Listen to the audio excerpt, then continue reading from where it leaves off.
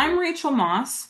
I'm an executive function coach and a professional development specialist here with Educational Connections. I'm also a launch coach here at Educational Connections, and we are ready to launch. We are going to dive into strategies to help your 20 something find direction and momentum.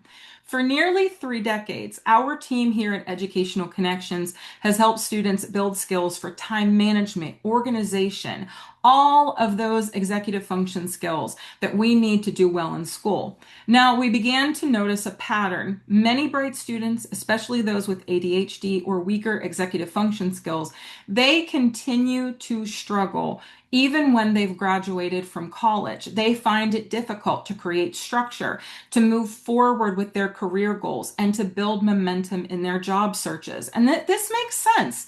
Let's just think about the messaging that we hear, that we give to young adults, because it doesn't always match what they're feeling. We give messages like, oh, in your 20s, you kind of like experiment, you try things out, or you have time to figure it out later, or you know what, honey, 30 is the new 20. It's all going to be okay. We also have kids who are comparing their progress to others, their classmates, their friends. And I want us to have a great conversation about these types of issues. And I have the perfect person to talk to today. Ethan, would you please introduce yourself to everybody? Yeah, totally, Rachel. So I am super happy to be here today because this just hits really close to home for me. I don't think people realize how tough it can be in your 20s right now. So if it's okay, I'm going to pull you back just for a second. Back in elementary school, I was in like first grade when I was diagnosed with ADHD. In school, just never really came easy to me. I did all right in high school, and I eventually made my way to JMU. But my first 2 years there were definitely a blast, But when it came time to pick a major, I was completely lost. I ended up picking political science because that's just what my dad did. But if I'm being honest, I still had no idea what I was doing. Then my senior year came around, and I was in Nashville.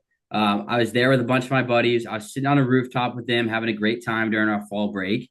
And I just remember one of my friends ran up the stairs, hooting and hollering because he got his offer from Deloitte.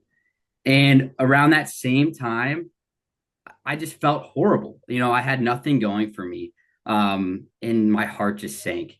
But a couple weeks later, my mom sent me this book. It was called The Defining Decade. And guys, this wasn't just like a random book she grabbed off a bookshelf. My mom is Ann Dolin, the founder and president of Educational Connections and a master in education. So like every recommendation she gives me comes with real intention behind it. But fast forward to today, I'm now gainfully employed and I just left my first job where I was at for 2 years. And I just started my next opportunity at a different organization in a field that I really love and am excited about.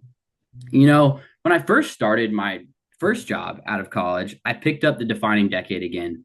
And I read through those notes that I made my senior year. And it really just hit me how the struggles are for people in their 20s right now. And it totally changed how I thought about my life in the moment. So much has changed in a short time in the job market and everywhere else. And I knew my mom had already been doing a lot of this kind of work in executive function. So I went with her with this idea that I thought could actually help people. And that's really how we got started down this path of launch coaching. So like launch coaching is like this is like your brainchild. This is like my baby, correct?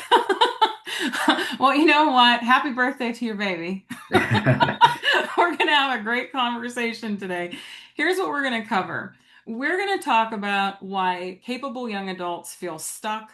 We're going to talk about what's getting in their way, what helps them build momentum, how parents can support without pushing. Um, you know, these are all things that Ethan and I have experienced in their 20s. The great thing is that Ethan is thinking about this for the generation that is happening right now. And I think as we have our conversation today, a lot of us are going to realize that there are new things that are happening in the world that didn't happen to us in our 20s. When we kind of think about the 20 somethings that we love, we might actually identify how they're dealing with things with the sorts of common starting points that we see at Educational Connection. So no matter where your student falls on this like launch continuum, they don't need more pressure. These kids are already feeling it. So we first will see a type of student that has a lack of initiative, an aimless Amy. Amy is capable, intelligent, but stuck.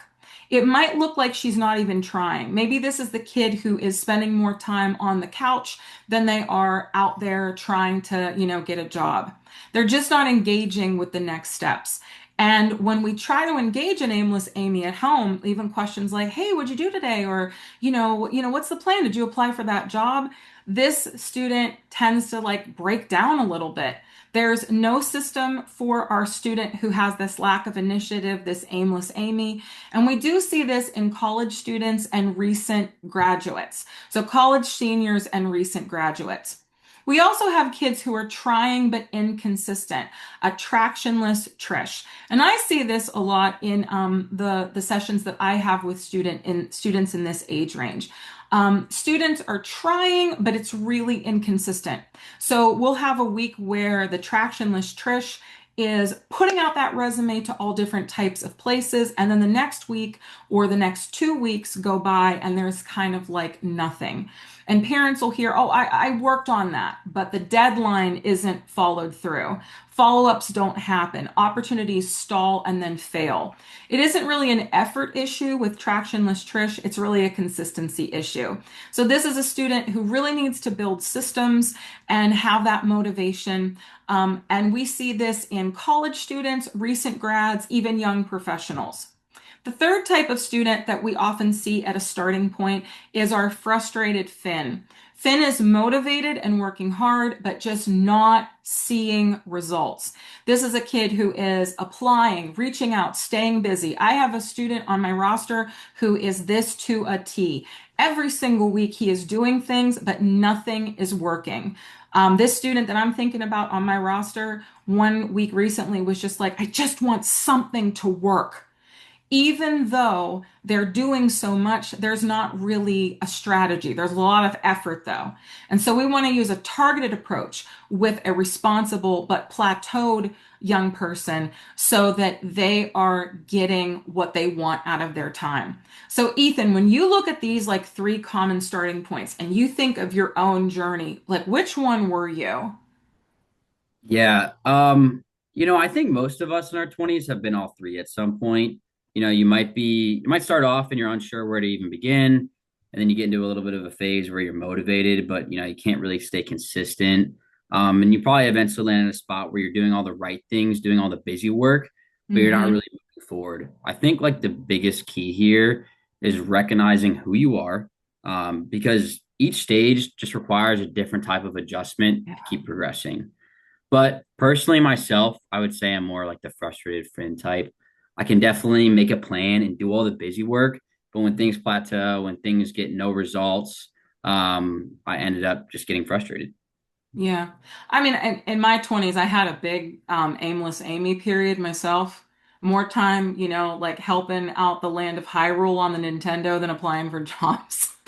I think too, like for older people like me, we can all reflect on this and kind of figure out like where we were, and I know that when you were frustrated, Ethan, you used like one of these assessments to kind of like help yourself out. I want to tell all of our friends here today about these, and then I want your insights too.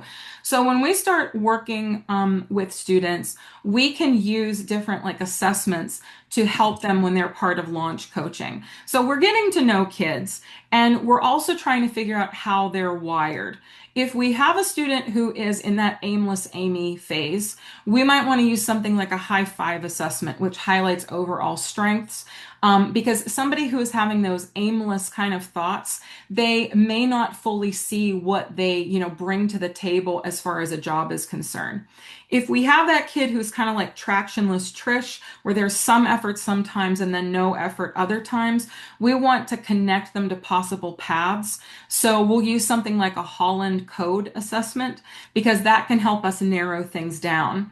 And a disc assessment is great for like a frustrated fin type of student, a young professional who is trying to figure out like where do they fit in the working world. So a disc focuses on communication, work style, so that they can be a stronger fit.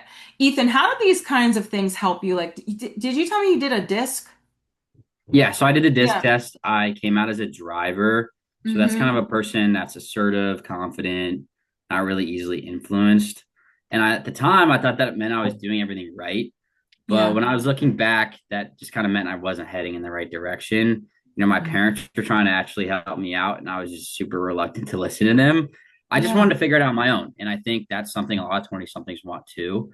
And it just took some time for me to realize that being driven is definitely a strength, but only if you're open to the right input along the way. Yeah.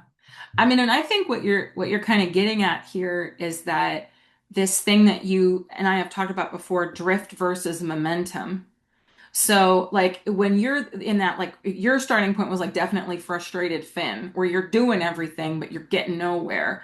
And that was kind of like a drifting for you. Will you tell us about this difference between drift and momentum? Totally. So, when I first started my job search, I was 100% drifting. I was scrolling job boards, dealing with rejection, not really moving forward. It felt like I was doing a lot, but not actually getting anywhere. And Hmm. honestly, that's super common for people in my generation. Yeah. There's so many options that it's easy to stay busy without really being intentional. What I Hmm. realized is I needed to approach it differently. Instead of drifting, I had to start building momentum, getting Hmm. clear on what I actually wanted, focusing on making real connections, and putting together a simple action plan that I could stick to. That shift is what started to move things forward for me a ton. Yeah. And I mean, when we work with students in coaching sessions, we're helping them through the process of identifying these things, helping to identify the drift and getting them to that momentum. One of the things that you have talked to me a lot about is identity capital. This is like the first step of gaining momentum. Will you tell us about identity capital and why it's so important? Course, this is like my favorite thing ever. So, identity capital, the definition is it's a stock of your personal assets. It is how we add value to who we are and is what we have to show for how we have spent our time. Okay. These are the investments we make in ourselves or the things we do well enough or long enough that they become a part of who we are. And Hmm. I would say when I was in college, I was initially focused on jobs that primarily paid the bills, got me out on the weekend, paid for Chipotle after the gym, stuff like that, but without thinking much about how they were shaping my long-term direction. So over time, I realized those roles weren't really building my identity capital or Yeah. helping me grow toward the career I wanted. So while I kept those jobs for stability, I made a more intentional shift and I also enrolled in my university's business school mentorship program. And that gave me access to, guidance, perspective, and relationships that were actually aligned with where I wanted to go, not just what I needed Yeah. in the moment. Yeah, and I mean, it sounds like this wasn't just like a group of just like, your friends that you'd always hung out with either with this identity capital thing. No, totally. You need to Yeah. broaden your circle a lot. Yeah. And now more than ever, like broadening your circle is really helpful because you need to differentiate yourself. You need to develop a narrative that makes you stand out. And I think like we all realize that in this like job search climate, AI is like the elephant in the room. It's not with just, how you get in the door, but even the jobs that are available. So building this identity capital is crucial. We have to make sure that those we're working with can engage in real world experiences so that we're developing all of their skills. And one of the ways that we can really develop skills, this is something I know you're so into, Ethan, is strengthening weak ties. Because a lot of kids think that they'll find a job through someone they know well, like their roommate or their bestie. But the reality is it happens through weak ties. Would you tell us about this? Yep. So I got another story. So my first job out of college didn't come from anything I ever learned in a college classroom or a high school classroom. It came from networking.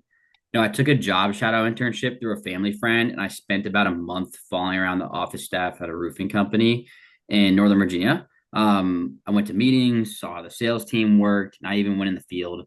But I didn't get paid a dime. But it ended up being one of the most valuable things I did in my career because while I was there, they brought me to a business networking event that they were a part of. And since I was a visitor with them, I had to give a quick elevator pitch, like who I was, why I was there, what I was looking for, etc. And I must have done a decent job because someone came up to me afterward and offered to refer me for a company to their company for an interview. Awesome. A few weeks later, a couple rounds of interviews, I had my first real corporate job lined up after graduation. And it really just shows you that if you're looking for opportunities in the real world, it's really about who you know, not what you know. Yeah. And we have some great like stats up here on the screen. 75% of people who are looking for jobs find them through weak ties. And for recent grads, it's about 80% of the jobs are filled through these networking things. And like I know Ethan and I said this before, but it's like this isn't just talking to your group of friends or your roommates, or this is like getting out there in the world. Ethan, you have some amazing tips and also materials that you've shared with us. And one of the first things that you shared with us is how you kept track of this process of weak ties. This is going to be in the chat, clickable, you can download it. Ethan, tell us about how this download can really help people. Yep. So I keep my networking super intentional by using this simple tracking sheet where, I log each person I connected with, their title, their company, along with a few notes that we talked about. Mm-hmm. More importantly, I write down exactly when I should follow up so no conversation goes cold.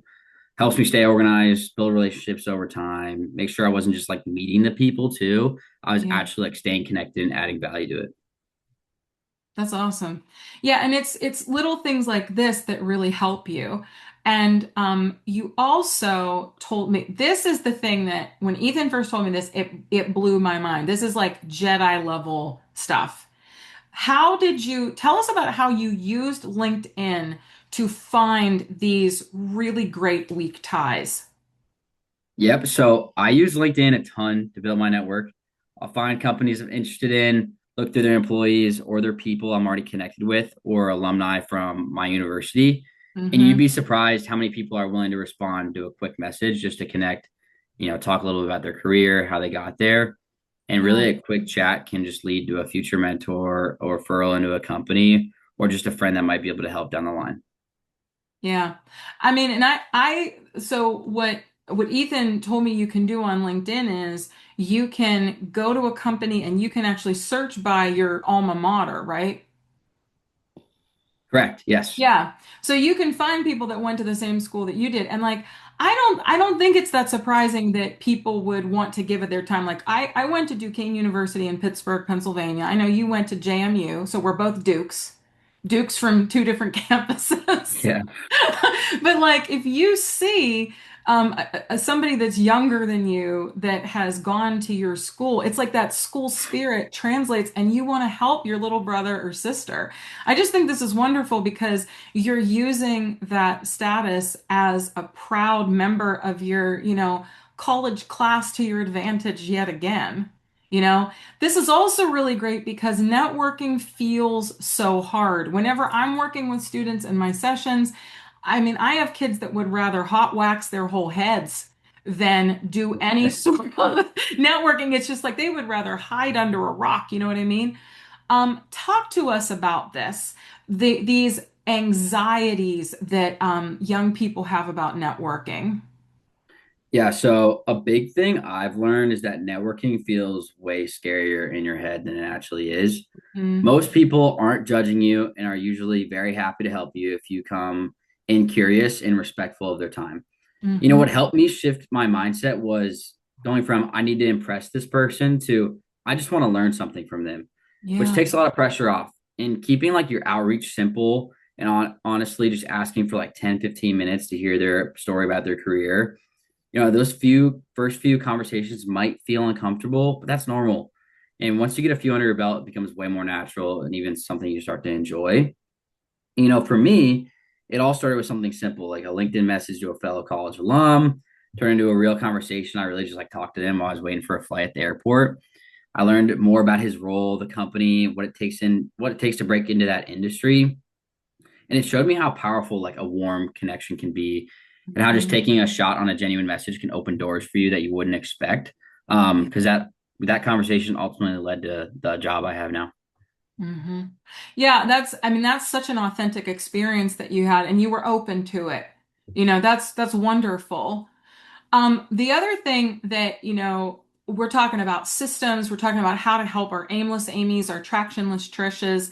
And one of the things I know that you really do is like a Sunday system. I have a bunch of students that I work with on Sundays, and I think of that as my Sunday scaries crew. How does having something, even a simple Sunday system, help with this launching period in your life? Yep. So I think there's a couple simple things that you can do to help with your Sunday scaries, right? I think the Hmm. biggest thing is just picking one simple thing and committing to it and giving it your full undivided attention. So it could be something small, like sending one LinkedIn message to someone you were kind of scared of, looking over your schedule and planning what times you're going to go to the gym during the week, if you're going to go in the morning or the evening, or even just like throwing together a meal prep in the crock pot so that you don't have to think about food during the week. I think using intention and these little things can help your small steps turn into true momentum Yeah. in your whole life. Yeah. I love this type of thing because when you're going through those times in your 20s, and I know this with the students I work with, having that time to set that intention and to know what your goals are for the week, it takes down that anxiety. It gives you purpose because you're kind of, you don't have those deadlines. You don't have those things to show up for. And so making it for yourself is so helpful. So as Ethan and I have been having this conversation, what we've really also been doing is talking about how we take action in our sessions. So, we use the same research-based process that we use in our executive function coaching program. And when we're working with students who are in their 20s, and talking about those career goals, we're engaging in the model that you see on your screen right now. So we're engaging in planning, and Ethan and I talked about how we can use some planning. We can set up that Sunday system. We can use our template so that we can capture all of our week ties. We can also look at, okay, how do we spend time in our week when we're not in a session, applying for jobs, working on that resume, working on those cover letters. We're also engaging in a ton of task initiation. Task initiation, such an important executive function skill, and it's identifying what the first step is. So if we can work together and figure out the first steps, we can also start to plan out, okay, when do you want to send some dates to somebody for maybe a coffee chat? What is a good day that you could really sit down and go through Indeed.com and apply for some jobs? We also have to recognize obstacles because not every job is going to not every application is going to result in an interview or an interaction. One of our obstacles might be just like frustration. How do we pivot? How do we also deal with things where maybe we're applying for jobs, but geez Louise, the commute. That could be an obstacle that we need to pivot from. We're also engaging in some if then thinking, and this is really going to keep us going. I know that when I'm working with my launch coaching students, I'm hearing a lot of worry, a lot of anxiety, sometimes like talking themselves out of things. Momentum and motivation can kind of wane, and we have to find ways to keep going. So, our virtual launch coaching for 20 somethings is for your young adult, supported by both a launch coach for executive function and accountability and a career counselor for direction and strategy. We're not just working harder, we're moving forward. This is especially powerful for young adults with ADHD or who have weaker executive function skills. Now, these students know they should be doing different things, but they struggle with the follow through. Their launch coach provides the accountability piece, and parents are no longer the job search police. You're no longer the one constantly reminding, stepping into the enforcer role, nagging. Instead, your young adult is going to build real systems, take action, develop ownership, and gain confidence in their ability to move forward independently. We have the link in the chat that you can click. You can also see it on the screen, ectutoring.com/launch-coaching. Tons of great information there. So, no matter where your favorite learner is starting, their career counselor and their launch coach will work together on a job placement strategy. This includes tactical stuff like resume review and interview prep. So if you have the student, the aimless Amy, feeling stuck, unsure where to begin, we are going to focus on clarity. Our career coach is going to help this type of student explore interests and strengths, narrow down realistic paths, and translate vague ideas into specific roles. Then we're going to map out first steps, researching things, building skills, having low pressure conversations. So for our aimless Amy, we are getting that aimless out of her life. We are going to build momentum and reduce that overwhelming feeling. For attractionless Trish, who's trying but not seeing results, we're bringing structure to the table.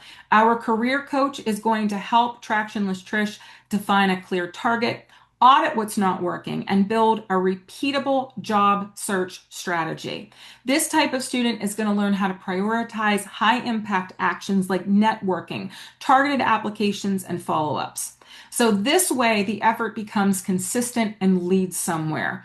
And if your favorite 20 something is frustrated Finn, we're going to make sure that all these right things that they are doing is going to start to get some more traction. So our career coach is going to help our a frustrated Finn determine where things are breaking down, help shift from volume to targeted approaches, and learn to better position their experience. The frustrated Finn type of student is going to focus on networking, storytelling, interview prep. All of the effort is going to turn into real opportunities. And we are going to talk about how hiring actually works. So the process feels way less overwhelming. Also, how to use some of our LLM tools in a smart, practical way, from resume tailoring and outreach to analyzing job descriptions and refining their positioning. Again, ectutoring.com/launch dash coaching. So now I've been talking about this career coach. Maybe we should meet her. So please, everyone, meet Britt. Britt, will you please introduce yourself? Yes, hello, and thank you so much. So excited to be here and join the team. My name is Brittany Chill. Most call me Britt Chill or B Chill, and I do try to live up to that. That's And gorgeous. I do try. I have been in education and as well as corporate for the past 13, going on actually close to 15 years now.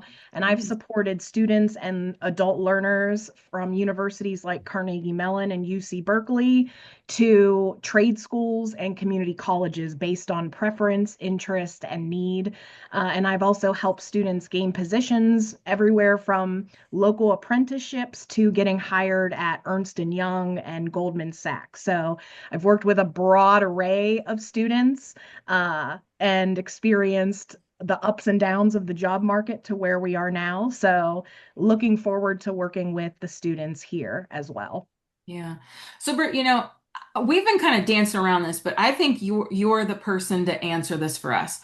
We know it's harder than ever for 20 somethings right now. And the biggest obstacle I think that we're all seeing with like what is that biggest obstacle that young adults are seeing when they're applying for jobs?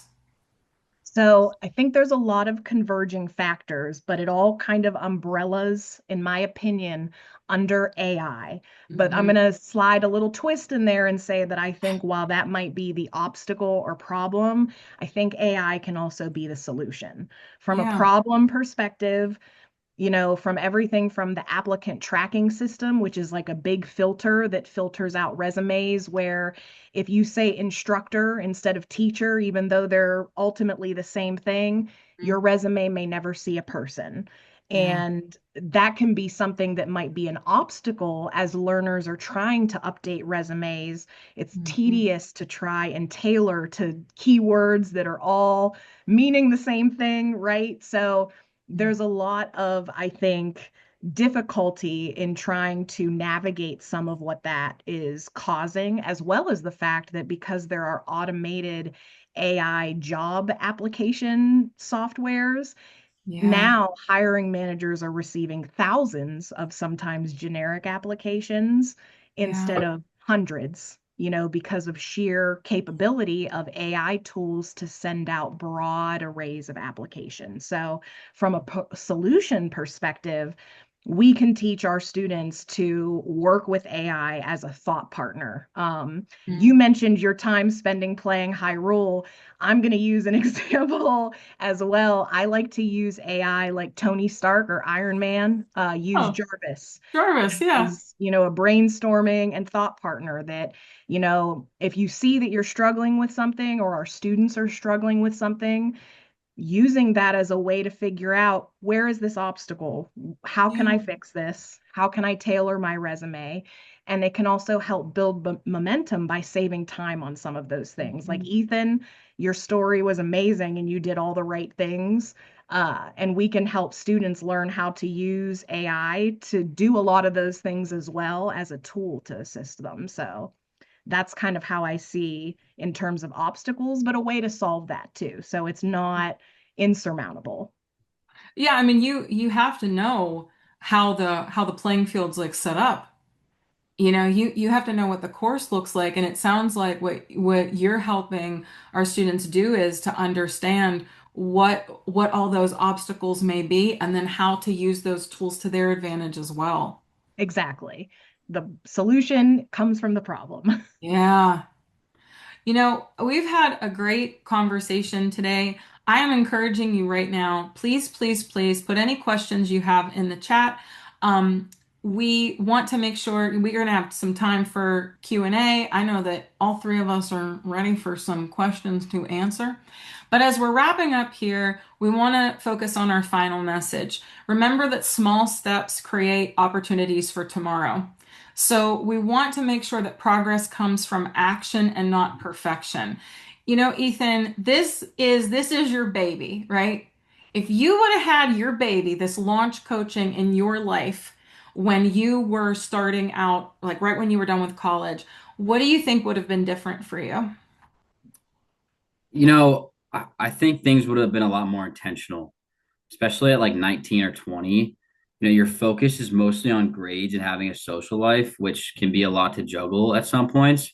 But by your like sophomore year, that's where the shift just goes towards internships and career planning. Those Yeah. things really start to matter a lot more. And I don't think I was organized or focused on that at all. Mhm. Having that guidance earlier would have definitely helped me be more proactive and intentional, about Yeah. just setting myself up for the future. Yeah.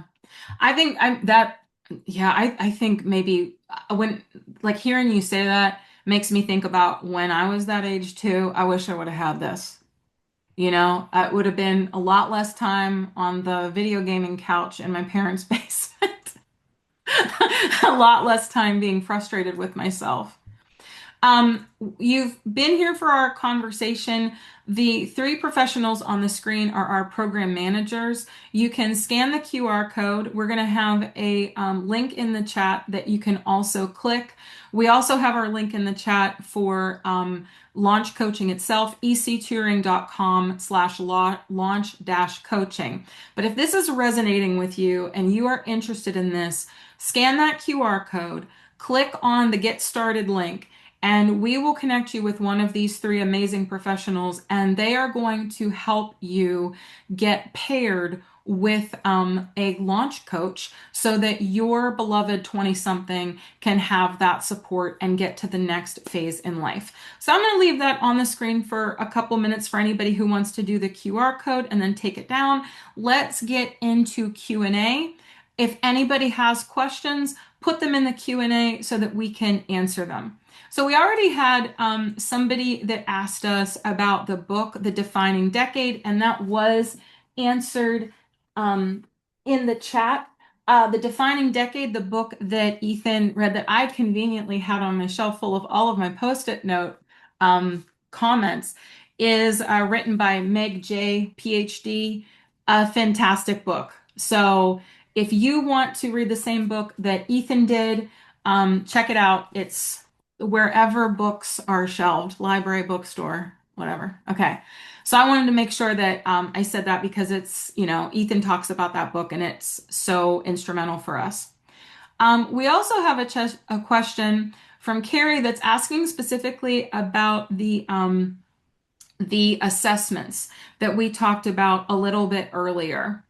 And asks, are these assessments typically given to students Educational Connections is already working with? So we're using these assessments to help students when they come to us to help when we're doing launch coaching. So I think that these are a little bit more launch coaching specific because as we identified with our students, our aimless Amy, our tractionless Trish, our frustrated Finn, those students are sometimes need new ways to see themselves. And since the DISC and the Holland and our other assessments are specifically like for a career focus, we are using those in launch coaching. We have another question here that says, I know a 20-something who would like to reach out to some weak ties at her current position to explore her options, but doesn't want to announce to her current organization that she is looking elsewhere. What would your advice be? I want to hear from Ethan and Britt on this one. I would say it's okay to reach out to people who are not in your current company and just ask for a quick conversation and hear about their career. I mean, I don't think that's a problem at all. I don't see anyone's manager or boss getting mad at them for doing that. It just sounds like you're being a good person networking. I mean, there's some companies out there that are just huge. And if you go to a new company, you hear, oh, like 50% of this company came from here. So I think networking out of your organization isn't only smart, but your manager or boss might even like it just for you to take an initiative to hear more about how to advance your career. And I'll What do you just think? add in because Ethan, I think you covered it beautifully. If there's concern around how to position it or frame it, if questions were to come up, it can easily be something like professional development because in many ways that's really Mm, what it is, right? You're learning, figuring out skills that can be developed. There's nothing necessarily directly associated with looking for a new role necessarily. So when mhm. it comes to positioning, that's a way to look at it as well. Yeah. This is great advice for this particular 20 something. I love the way you both address that because you're really focusing on the positive aspects of it and how this is not only going to help the student in the future, but in the present as well. That's awesome. Okay. So, Daniela says, I think if I suggested my son work with you guys, he would tell me he doesn't want help, he doesn't need any help.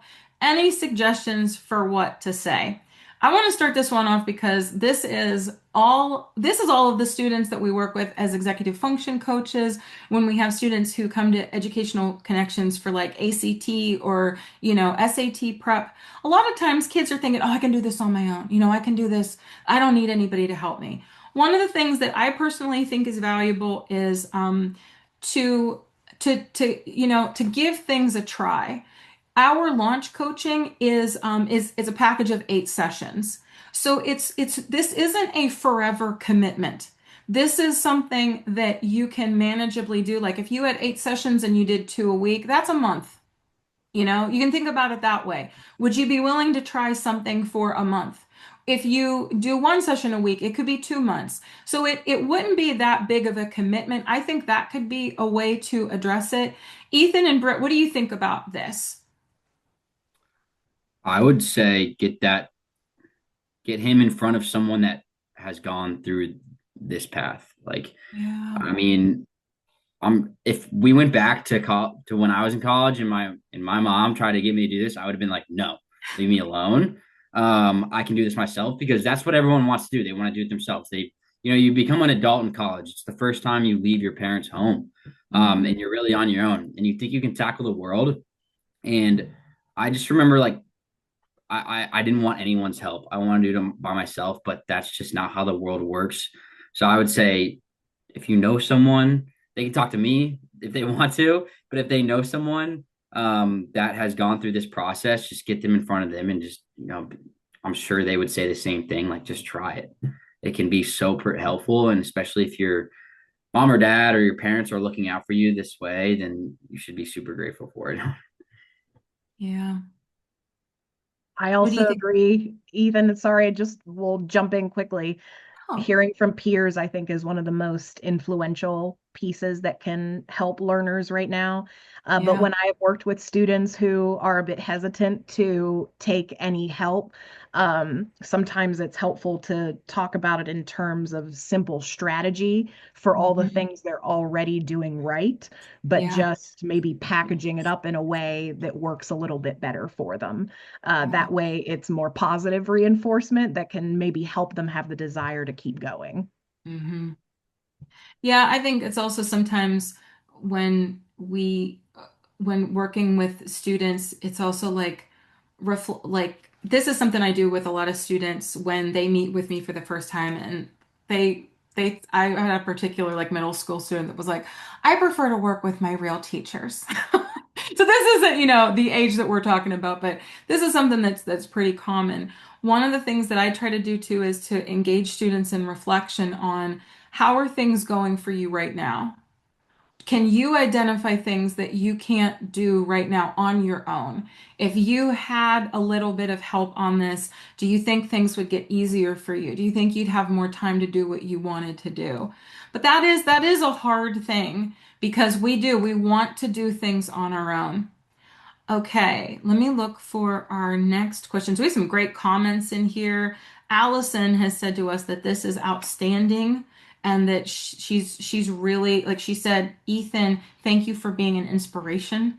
So I wanted to read that out loud for Ethan because he's an inspiration. I mean, I knew that, but I'm glad Allison said it. Um, and also, I'm looking at the time here. I don't know about you two, but I would be willing to stay maybe an extra 15-ish minutes and do some more questions.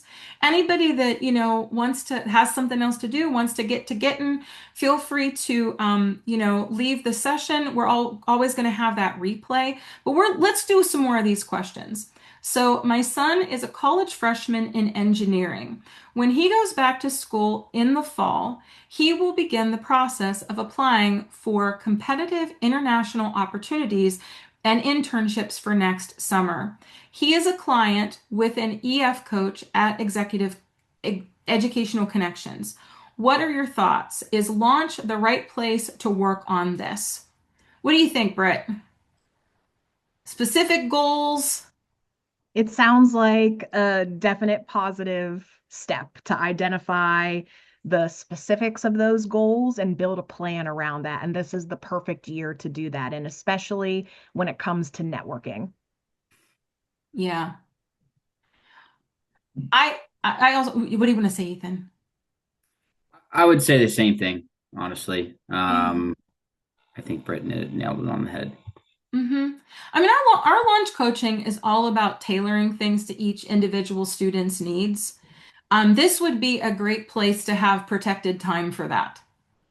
If like I have students where one of my students that we're doing executive function for this career building type of thing is working on some pretty involved medical programs, did their undergraduate and is now going into the next phases of medical programs. And that is what our sessions are. Our sessions are protected time, a couple days a week, where we are focusing on this thing because sometimes, too, when you are a really driven student, where do you find the time for this process when you also have all of your classes and all of your organizations and all of these different things that you're doing? This gives that structure to the weeks, to the months, so that we can focus on these types of things. So I think it would be perfect. Okay, these are some of these questions are so detailed. So another one of our attendees says, "My daughter has a very specific career goal and passion to work in a museum.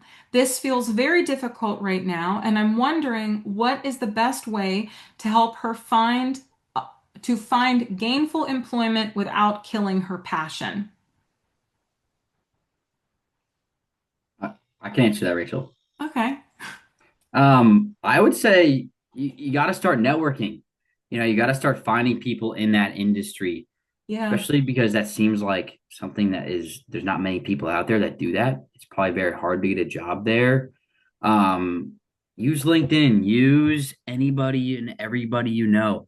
I'm sure there is a professor at her university or high school, wherever she is, that knows somebody that worked in the museum. I mean, the education world is huge. Hmm. I would say start there Yeah. and connect with someone then. And then, I think a great answer or a great like ending to when you talk to people like that is saying like, oh, like if you were me, what would you do next in my position? Who would you talk to Yeah. next to help me move forward in this process? Hmm. Because usually like if she talks to someone from a museum, it's kind of hard to just like ask it then like, hey, could you refer me to an interview? Like that's very awkward. Don't do that. But saying things like, hey, this was a great conversation. If you were me, who would be the next person to talk to so I can, Right. get down the line a little bit more? Yeah. All of that, and look at local resources as well in Yeah. terms of, what types of organizations or businesses do you have nearby you that are a museum or similar? Can she Hmm. volunteer there if there aren't internship opportunities? Can she speak to the curator? Showing interest and curiosity is a big part of networking. And Ethan, I thought you said it so beautifully when you were speaking earlier that when you thought about it, instead of trying to necessarily like get a job or something from it, but just thinking of it as a learning experience, that curiosity goes a long way. So finding local opportunities like that to get the foot in the door can help expand that then beyond, maybe to, if she has a dream location specifically, could help get her there. So fun fact about me, I worked in the arts for before I became an educator. I worked for a museum. I worked for WQED Multimedia in Pittsburgh that made Mr. Rogers' Neighborhood, and I worked for a symphony. And all of the things that you were both bringing up is how I did it. I reached out to Weak Ties. I wanted to work in that kind of industry for a while. I got to experience like this thing I was passionate about, and what I learned there was I really want to be an educator. I love the education aspect of it, but I think that's so encouraging because there's no reason to give up your passion. And it also is like I started off as an intern. I think that that's a great way to do it. Those cultural organizations love having college interns, and that's a great way to get your foot in the door. Those organizations, too, often have apprenticeship programs. They love to bring up people, especially in museums, from their younger resources, their interns. So it's a lot of on-the-job experience as well. So I wanted to throw that in there because that was really specific, and I was like, I know this one. We have I think it's a really cute question. Would this program work for a 40-something who may be looking for a career shift? Our launch coaching. Could we work with older people too? I can say from a career counselor perspective, Yeah. absolutely. Yeah. Especially because I think the market is complicated, not just for entry level, but across the board because of how so many roles are becoming so niche and AI is taking over in kind of the generalist area. So I definitely think adult learners have a place in this program for sure. Yeah. This is a really specific LinkedIn question. Is it only corporate or business jobs? Would somebody interested in, let's say, being a baker, like a bakery baker, would they be able to network on LinkedIn? Uh, I think it definitely leans toward corporate business, but there's absolutely going to be businesses and places on there. But I Yeah. actually think local and community groups outside of LinkedIn might be a great resource as well for something Yeah. along those lines. I thought that was a great question because I didn't, I was like, are there bakers on LinkedIn? Like, okay. And our last question, my daughter was unable to secure something paid in her study area for this summer. So she's taking a paid position, doing the same thing she's done for the past 2 summers.